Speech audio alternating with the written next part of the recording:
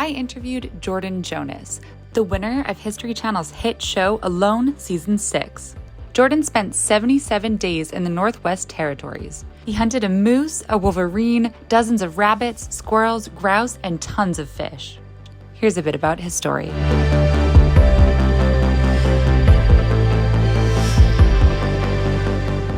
Why do you think you won? Let's see. I think it's a very, it's such a large, broad combination of factors, like you said.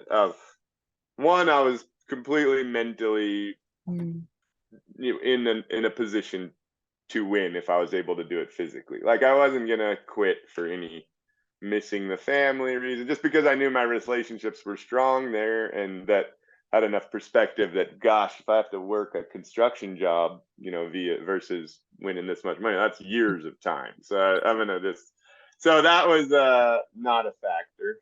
So that's good. And then it really came down to, because mentally things were in order. It just came down to, can I physically make it happen? And that show is a combination of, the mental fortitude of the people out there, but also their skills are just important, because if you can't catch food, you can be mentally tough, but you'll go home eventually. And then thirdly, there's got to be that intersection of like skill and opportunity that happens, and I know they've done the show in places where people just didn't have opportunities that were probably really skilled, and that definitely happens. I think that's why I think those season 6 and 7 are probably the most interesting seasons and the ones everybody liked, is because the Northwest Territories, and I thought this for probably anywhere up there, it provides a path forward no matter what. Because like I said, I thought I was going to be doing bears and grouse and and fish and berries, and none of those were there. But I had other options. I had rabbits and moose, and if you don't have that, you got season 7, the guy and muskox. There's all these different routes forward, and so if you're really adaptable, you can find a path forward. That is kind of a feature also of being lucky enough to be in a spot that had opportunity, like a general location. And I think if you put that show in a place in the desert or something, everybody's just going to starve. So there's a continuum between that. But yeah, and I worked really hard to create opportunities. So like it's funny because I've gotten lucky hunting before, but that particular moose was about the least lucky hunt I've ever been on. Like I built the fence, I built all the stuff. It was like from day one I had been, so 20 days prior, I'd like put my shelter where the wind was out of wind, and got around and learned my land and the tracks and animal habits and built blah blah the fence, all that stuff. It all kind of came together. Whereas anyway, there's been other times where you're luckier. I think luck was less of a factor, other than the opportunity of being in a general region that was productive. Because there could be places that, go ahead. Oh, I was just going to say, is there any other alone filming location that you would have preferred, or that, you would have liked? I don't know that I would have preferred. I think it would have been cool to go to Mongolia, because that seemed more similar to Siberia than where I was. So I think I would have been pretty good there. But because it went so well, like, I mean, I can't say I'd rather have gone anywhere else. Yeah, it was awesome. And I love the North, and I like the flora and the fauna of that whole region. So yeah. Are there any moments on the show, maybe something we didn't see, but anything that was particularly special to you? Yeah, I had like a few moments that stood out. Obviously, the moose and the wolverine, and then building that food cache was surprisingly like rewarding, and like just getting it done and feeling like I'd solved this problem of the wolverine was really gratifying.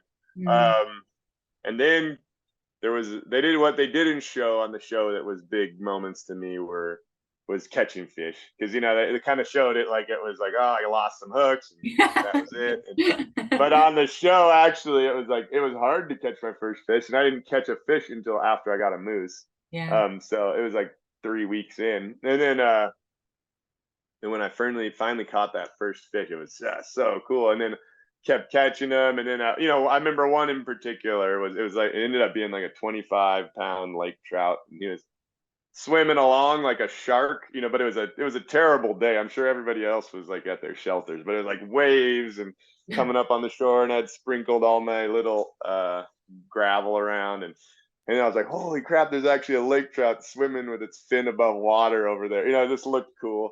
And it was huge, and I just kept casting, and then like 15 minutes later, boom, got it. But it's barbless hooks and your little homemade reel, and like it was just a terrible weather, and I've reeled that thing in. It took like 8 or so minutes on camera, and it was just so fun to get to land that particular fish in my memory. Was very So exciting. And satisfying. then but whatever, they didn't show that one, so I was like excited to see it again on the show.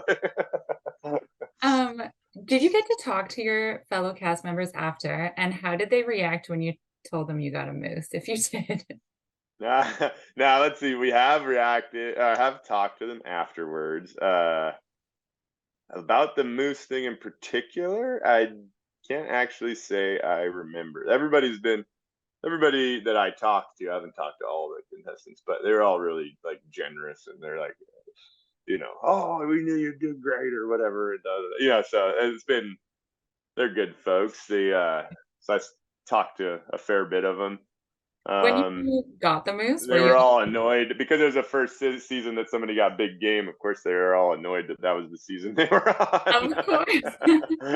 No, but when you got the moose, were you kind of like, all right, I'm good, like this? no, like I said, I didn't even think of it as like a win. Well, it was so awesome to slay that demon that was starvation. Like it's like, oh yeah, it solved that problem for several months. That was great.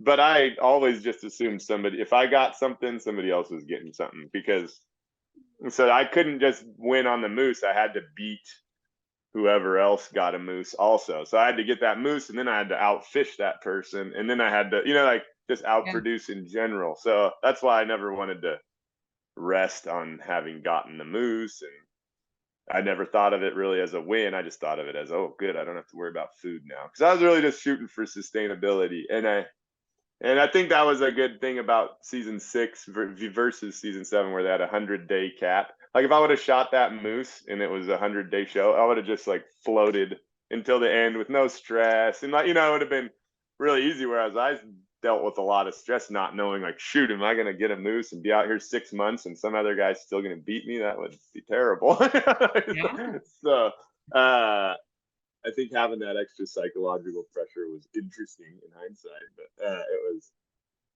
it meant that getting big game didn't equal a win to me at this.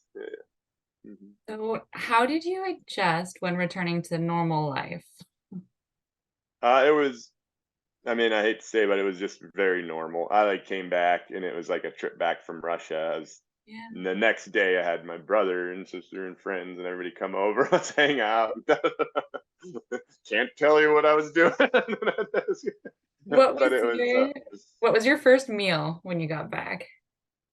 So two things. When I got off of the show and to production camp, it was funny because there had been a big storm, and they thought the show was going to end, and then a big storm came, and they couldn't come get me for like 5 more days. And so the production team actually ran out of food at their camp.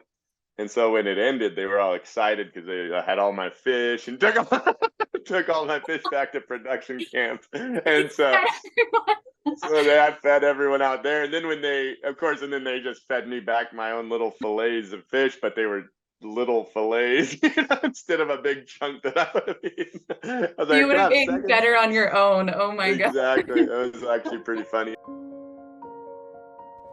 Thanks so much for tuning in and watching our video. Make sure you subscribe now so you'll never miss another outdoor adventure with Explore.